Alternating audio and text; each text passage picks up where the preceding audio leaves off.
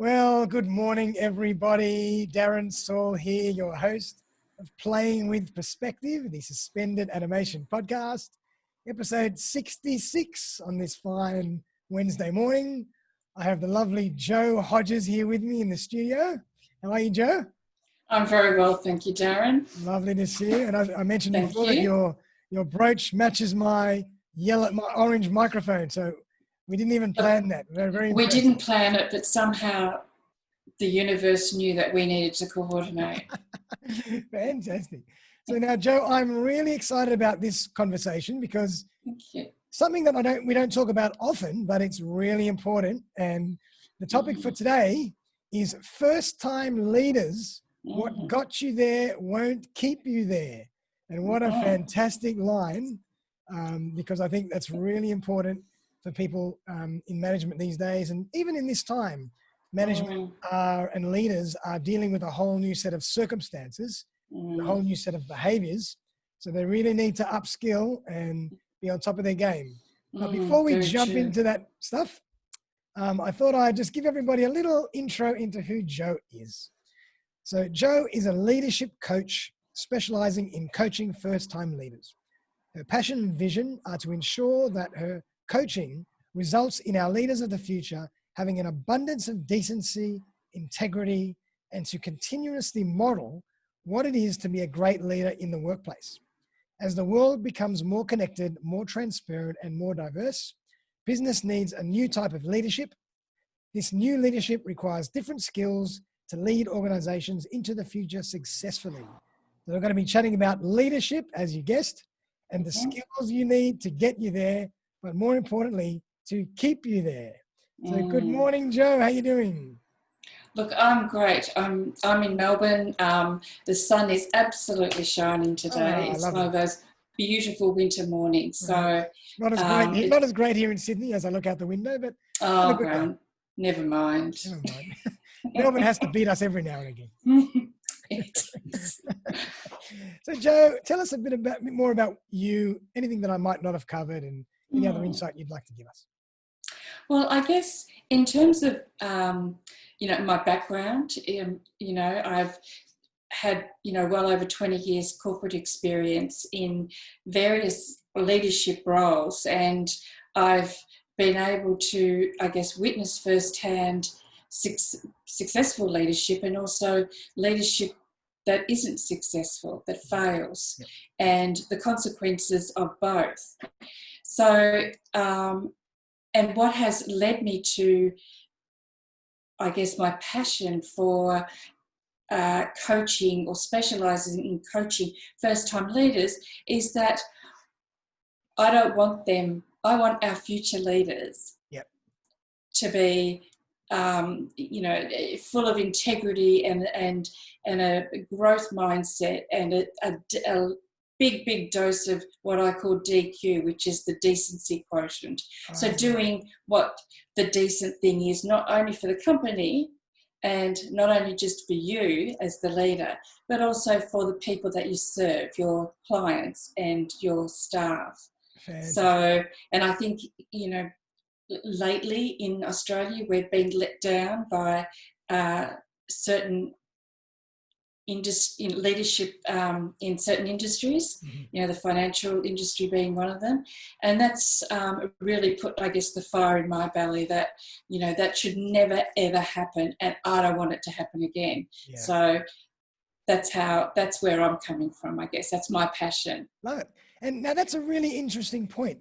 Why are you so interested in the new first-time leaders and not so much the leaders that are already there, that you can help them step up and retrain as well? Do you think they're far gone? They can't be trained? It's too late? They're your words, Darren, not mine. Personally, I just have a connection with the first-time leaders. And I think it is because they are open and ready to learn. And they don't have any skill set yet to lead. So this is the perfect time to introduce really good leadership skills for them. Whereas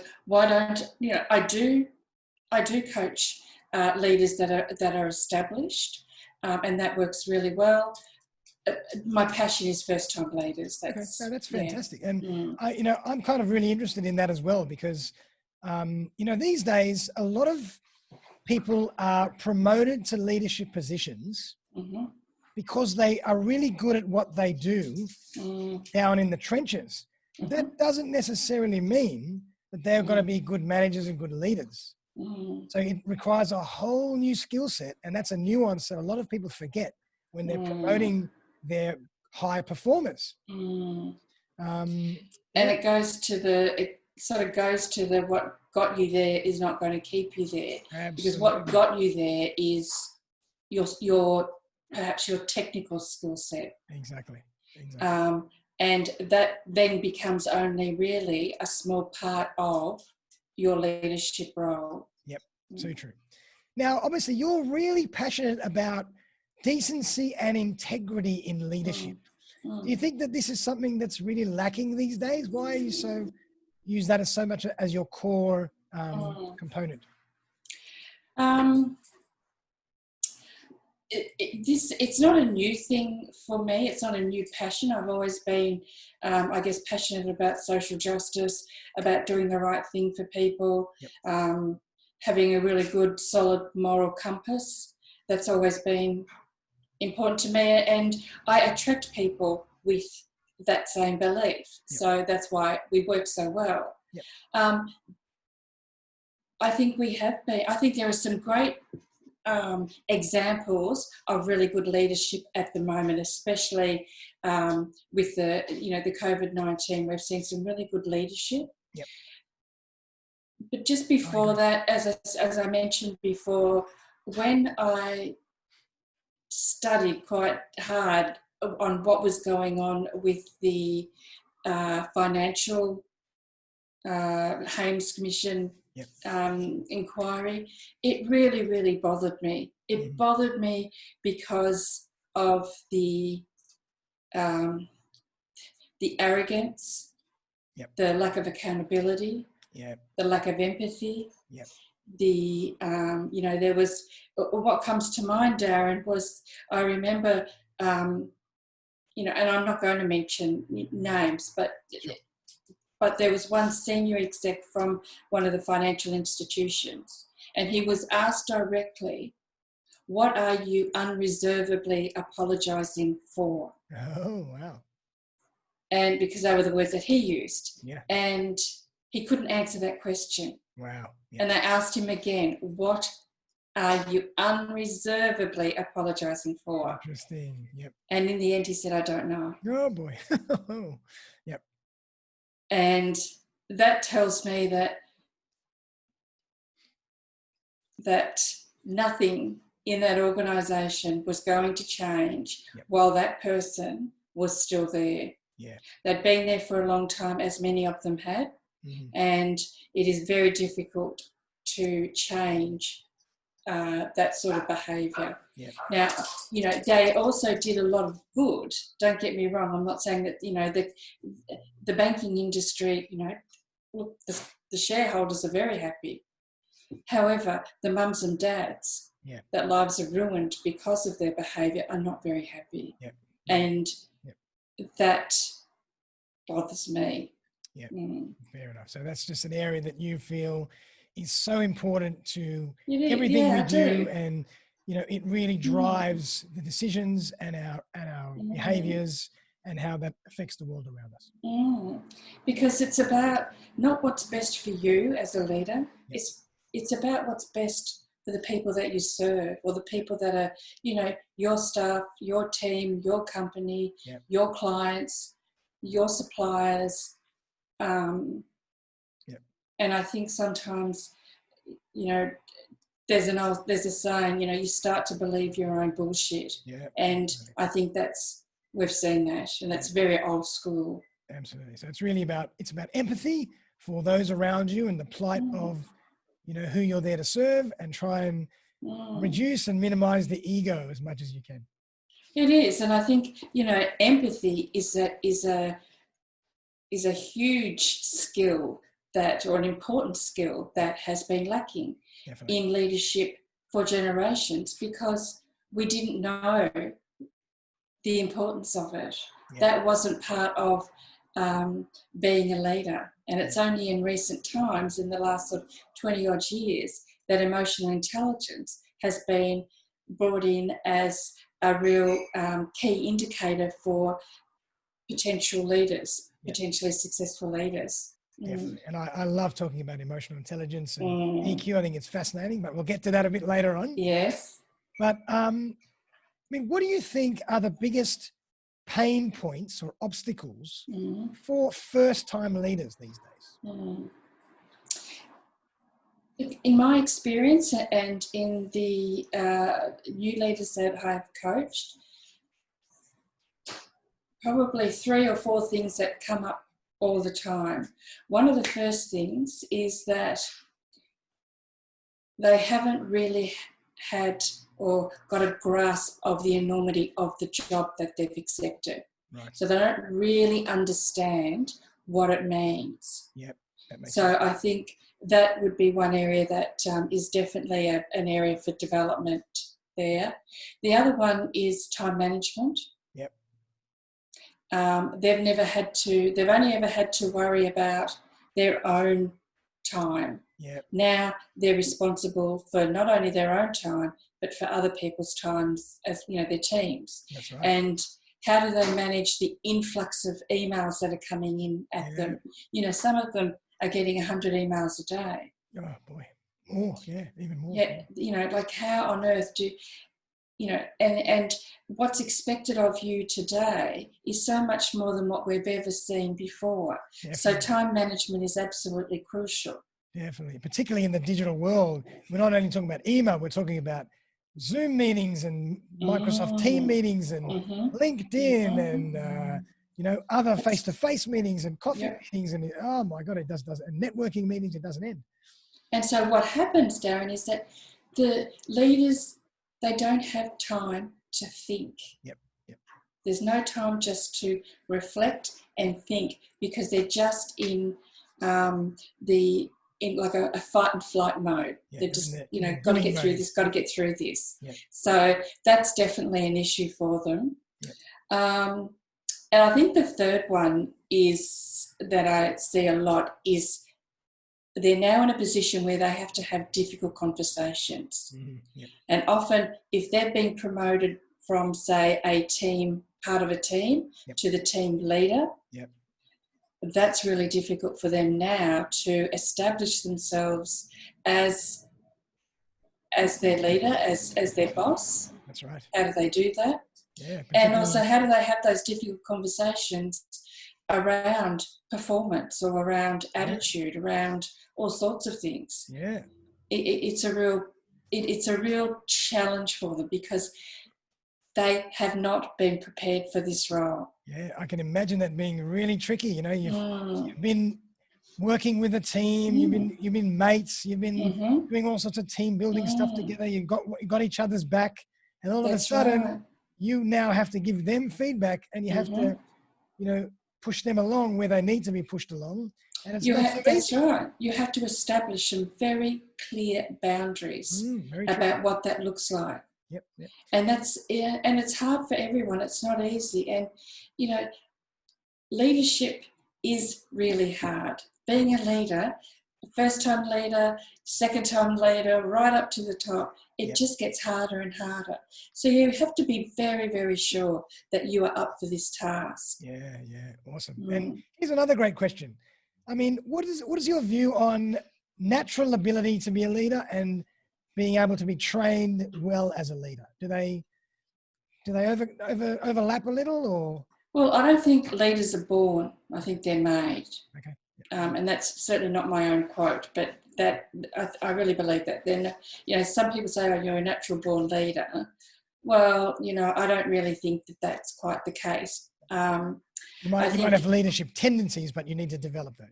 Yeah, you can. You know, there are people that you see that people want to follow, just naturally follow. And that could be because they're very charismatic. But it doesn't mean they're a good leader. True. Very true. So, yeah, I think that leaders definitely can be developed if they want to, if they're open to it, if they actually understand what is involved, and if they have that emotional intelligence skill set. Definitely. So I was just about to say, obviously, self-awareness plays a massive part in this. And when you do, like we do, as part of my coaching practice, we do emotional intelligence assessments, and it really pinpoints areas of, gaps, which is really, really helpful for people that are either wanting to go into leadership roles or are already there. Gotcha. And they're you can see their strengths, and then you can see, okay, here are the gaps, and those gaps are really, really important that you master. So how about we work on those? Love it. So let's get into the meat and potatoes. Mm-hmm. When you're working with a leader, how do you get them to overcome these obstacles and really step up? What do you do? How do you do it? How do they do it? Okay, so how it would normally sort of, I guess, progress is often their boss that's asked me to come along will say, I think they lack A, B or C, and I want you to work on that. And you've done this through your testing Well, no, not yet. Oh, sorry, the boss says I think. So this is what they think. So, and then I'll say, well, look, you know what? Let's really get a grip on the areas for development and the areas that they have strengths in. And the only way to do that, because they have their own biases. Yes. Right. So the only way to do that is, in my experience, is to do emotional intelligence testing, assessment, and also a DISC assessment. Love it. Great. And when you put those two together, the results are quite, well, they're incredibly powerful. So you can take those results to, the person that's asked, the boss, and say, this is what we've found. These are the gaps. Can you relate to any of those? Are any of those stopping or hindering this person's performance? Gotcha. Yep. And that's when the the manager will really be able to see with clarity where the development areas are, rather than what he thinks they are. And often he's probably on the money, but we just want to make sure that all areas are covered of what the requirements of a leader. Sure. And I suppose, does it ever happen to you that, the boss comes, or, someone comes along with a particular agenda for that potential role or that potential person, and they know that they want to work on a few areas to get them to there. But then after you've done the assessment, you've uncovered all these amazing skills and abilities in other areas. And at the end of the whole process, they might say, oh, this person actually might be better suited here. Does that ever happen? Yeah, absolutely it has. They can see the reason why they're having problems is because this person's actually in the wrong job. Yeah, there you go. They would be better suited in this role. Yep.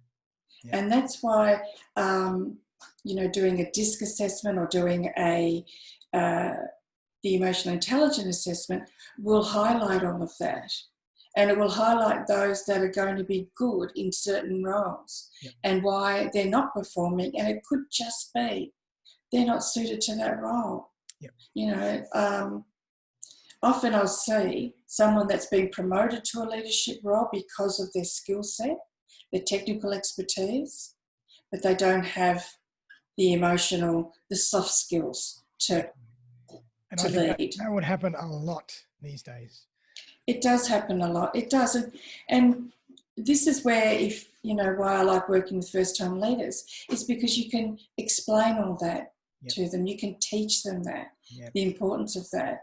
And is this what you really want? And if it is, let's see if you're really suited to it and find out where your strengths are, and let's really take advantage of those and work on those. But also, where are the gaps that we can fill to get you to where you need to be? Perfect. Yeah. Absolutely. Really, like, information and understanding is the first step, is the key to everything. It is. And you will know in yourself certain areas, because you're the one, the new lead is the one that's taking the assessment. Yeah. So it's coming straight from there. So there'll be no surprises normally. Sometimes you get a bit of a resistance, but normally there's no surprises. Yeah. So go, yeah, that is what I do, or that is, I don't like doing that, or I can see that I'm weak on that. Great. So, okay, how can we work on that then? What would it look like if you could be better at that? How would that affect your leadership? How would that affect your day-to-day running of your team? Perfect. And so how long in general, I mean, obviously it's a different general question, but how long would this process take for you to get someone to be leader ready?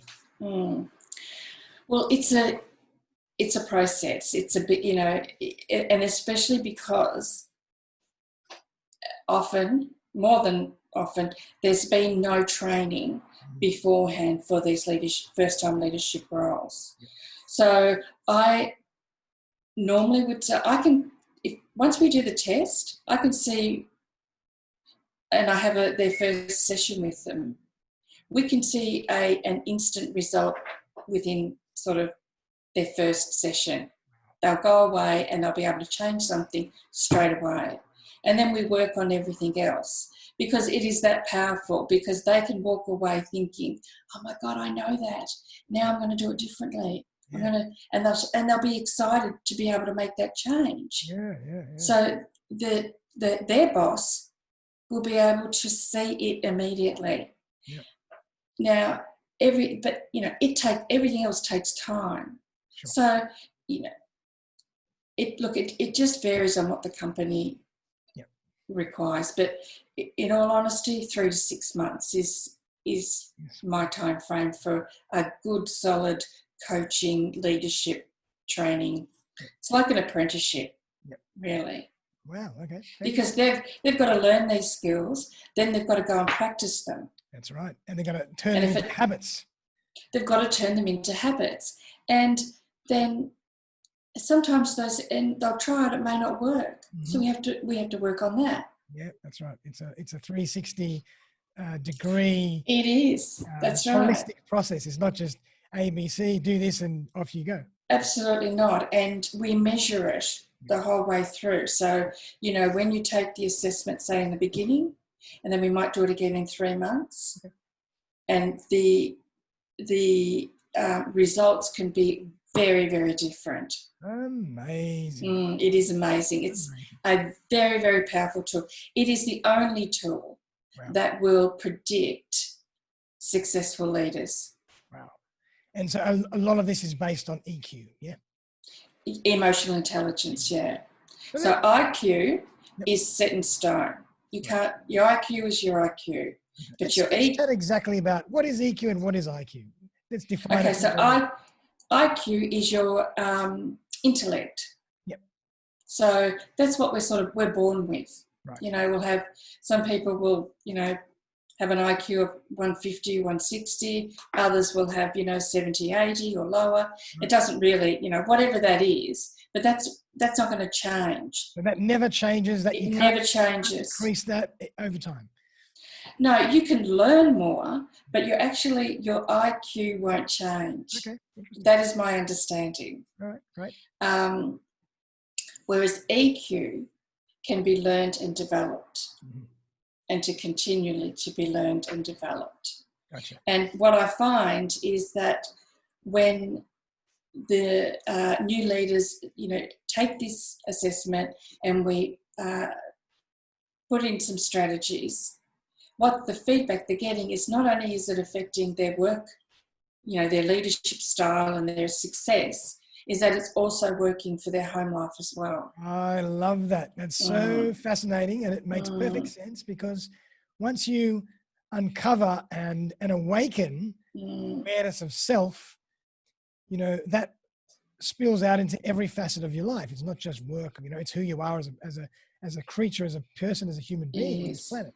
So that's Sorry, Darren, to interrupt. I get quite passionate about things, as you can see. But if you are unhappy at home, Yep. the chances are you're not going to be a good leader at work. That's right. And vice versa. Yep. And vice versa. You're miserable at work and under all sorts of stress when you come home, you're going to be miserable as well. You know what? If you're an arsehole at work, you're probably an arsehole at home. Love it. Love it. So really, EQ versus IQ, and EQ has been, thrown to the forefront in the last 5-10 years. And we hear so much about this now. EQ and emotional intelligence. Everywhere. We do. And it's great. It's great. But not enough companies are putting it into practice or focusing on it. Yeah. I know that from a sort of a top tier level in the C-suite, it's definitely a requirement when they're being interviewed for their positions or when they're being headhunted. They'll take that emotional intelligence assessment. That's really important. Gotcha. But I think that's sort of where it starts and stops a lot of the time. Just out of interest, what would be 1 or 2 questions that would be asked as part of that process to determine EQ? I've never really done an EQ test, so it'd be fascinating to know. So what do you mean? Like what would be... What kind of activity would you need to do to start establishing EQ? Like how does the assessment grade you? Oh, I see. Well, there's 4 quadrants of the emotional intelligence. So there's self-awareness, social awareness, self-regulation and social regulation. Okay. So it comes under those sort of 4 quadrants, and there's different questions for each one. Gotcha. So it's kind of split evenly into self and others. And others. So the first is, understanding yourself and having that self-awareness. And often we think we are far more self-aware than what we really are. Yep. And then it's also being aware of others. Gotcha. And the impact you have on others. Yep. Well, that's fascinating. One of these days I'll do one of those and see what... If you've not done one, let's do one, right, Darren, and then we can maybe do another podcast awesome. With the results. I've never done an IQ test. I'm too scared. But I'll do an EQ test. There's no need to, you know what, don't stress yourself about it. You may not be disappointed, but you may be pleasantly surprised, but it doesn't actually matter. No, I know. What really matters is people can have a really high IQ, but not do anything with their life. That's right. It's like there's a great saying, you use or you play the cards you're dealt. So it's what you have is one thing, but what you do with it is another. Absolutely. Yeah. And I mean, you only have to sort of, you don't have to look too far at people that have been hugely successful and they were like school dropouts. Yeah, it happens a lot. Usually the most successful entrepreneurs and people that have achieved a lot have been, were terrible at school and weren't conformist at all. I don't like that word dropout. They just didn't do well at school. And school is great, but it's not everyone thrives in school. That's right. And it's not until they get out and they start to experience things in the real world. Yep. And do they really start to find what they are good at? Yeah. Absolutely. Now, I love to hear about real life examples. So have you got a story or two to tell us about a leader that you've worked with and how you've moved them through the process and then they became the most incredible leader at the end of that? I'd love to hear about something like that. I've got a couple of stories. One is sort of the opposite really to what you were saying, and it sort of goes with what we've talked about before, and that is that I was working with a sales team, and there was one sales executive who was just blowing it out of the ballpark. Right. She was, an incredible salesperson or account manager, account exec. She was just great. She was great at engaging with the clients, getting to know them, building rapport, really getting a handle on their business. whatever it was, she was on it, and her portfolio was really growing. Yep. So what the company wanted to do was thinking, whatever it is she's doing, we want her to teach everybody else. Nice. Right. Yep. And so they promoted her to a, leadership role, yep. leadership manager role. But she wasn't performing. She stopped performing. So they brought me in. Yep.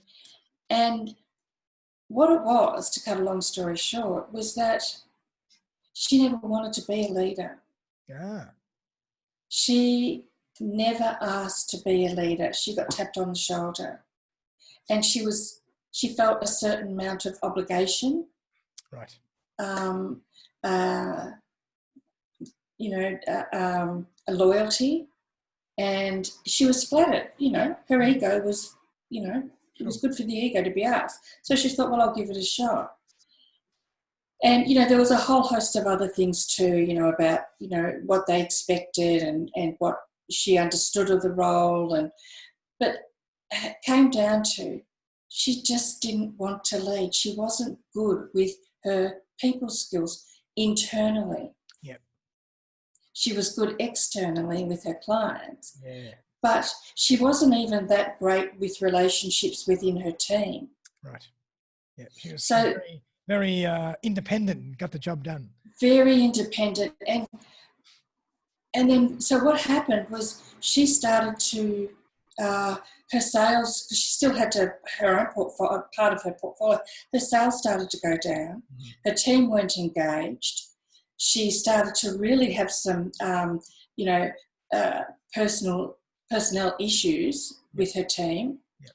And so the whole, that area of the business was starting to really fall. Yeah. And collapse.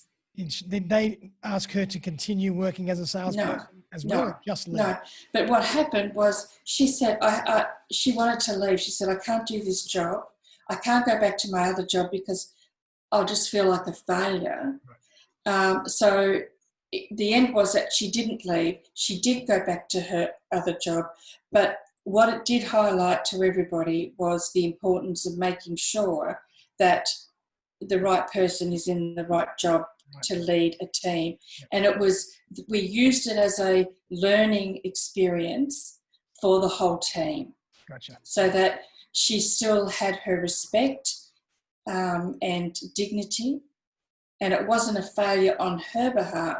It was just a failure, if you like, on the company thinking that she could transition so easily. That's right. It was just a mismatch.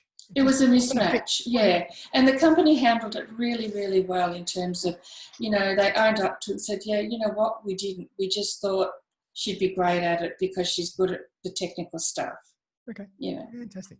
And what about an example of where he or she was meant to be a successful leader and you just coached them to get to that place? Oh, yes, I have lots of those. There was one quite recently, and he was very unsure about being in this leadership role. Right. And I worked with him for about 3 or 4 months, and I could see the potential in him, but I had to get him to see his potential and his strengths. Okay. And to really work on why was it. I asked him, why was it that why do you think they gave you the job? Yep. Exactly. Because he was starting to lack confidence. He started to doubt he's starting to doubt himself. So we worked on that. And he inherited a really, really difficult employee. Right. And everyone else had avoided dealing with this difficult employee. Right. Oh boy. And after some coaching, he dealt with this employee in such a textbook manner. It was just fantastic. I was so proud of him. Well done. And, his boss, the person that employed me, was so impressed. Like, he rang me and said, "You're not going to believe this." Love it. I said, "Yes, I will." Fantastic. What did you do? Yeah. Superwoman. What have you done? How did you do it? I didn't do anything. It was all him. Yeah, that's great. Well done. I love those kind of stories. Yeah, no, it's to see someone who is a little, who's unsure of themselves, and then to get them to a point where they believe in themselves, and then they have real tangible examples. Yep. And that's amazing. And probably now, like when you go back and revisit that person, they're thriving. He's thriving. Now we'll go back and we'll do more coaching, but it'll be at a higher level for him. Yep. Absolutely. That's because the confidence is there, the track record is there. Now they believe in themselves. Yeah. Yep. Love it. I just love that concept. He said to me once when we first started coaching, he said, when will that feeling of anxiousness in my stomach as I come into work leave? Really? Wow. Yep. Okay. I said, more quickly than you think. Wow, fantastic. I love it, Jo. Well, that's been absolutely sensational, Jo. Like, really interesting insights. And it's a topic that we don't really delve into often enough. Just kind of focusing on leadership and what makes a good leader, and how to actually make sure that you put people that are potential leaders in the right places. It's all about, are they in the right place in the first place? And then what happens then, Darren, if you develop, the right leaders in the right job, they're going to go out in the world and be great leaders in their community as well. Yeah, oh, I like that. That's nice. Yep. And great leaders at home and with family. Absolutely. Yep. That's amazing. I like that. Beautiful. Well done. So, Jo, if people want to contact you to get, some advice and consulting and help in this area, where should they go? Okay, so my website is theextraordinaryexecutive.com.au. Lovely. I love it. And I'm also on Facebook, LinkedIn, Instagram, all under The Extraordinary Executive. Okay, outstanding. Well done. And I always like to ask my guest at the end of the show, what are one or two points that you can leave the audience with that they can implement right now after listening to this podcast? What can they do to help them on their way? In terms of if they are stepping into a leadership role? Yep. Number one is fully understand the role, the task. Right. Like, really, really understand it. And then the second one would be to,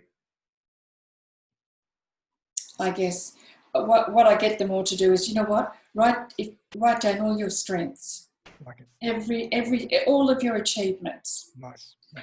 And write down why you think you got the job.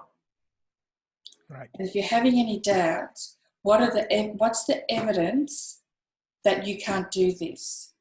Gotcha. Because there is no evidence, because it's the first time they've done it. That's right. Yep. So it gets out of their head any, like, I'm a failure, I can't do this, any sort of, insecurities. Because there's written proof in front of them that they have been able to succeed. It's right there. That's right.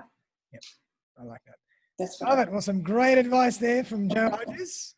So, Jo, thank you again for joining me and the audience. Hopefully, that was a great session for you, because I certainly learned a lot, and I hope that was very valuable for everybody else. Thank you. Thank you for your time, Darren, and thank you for anyone that is watching or listening. I really appreciate you investing your time doing that. Thank you. Fantastic. So for everybody out there, if you want to learn more, I'm going to put all the links to how to find Jo in the show notes. So give her a call, make contact, because I'm sure she can help you. And have a fantastic day. And we'll be back very, very soon for another episode of Playing with Perspective, the Suspended Animation Podcast. Bye for now. Thank you. Bye for now.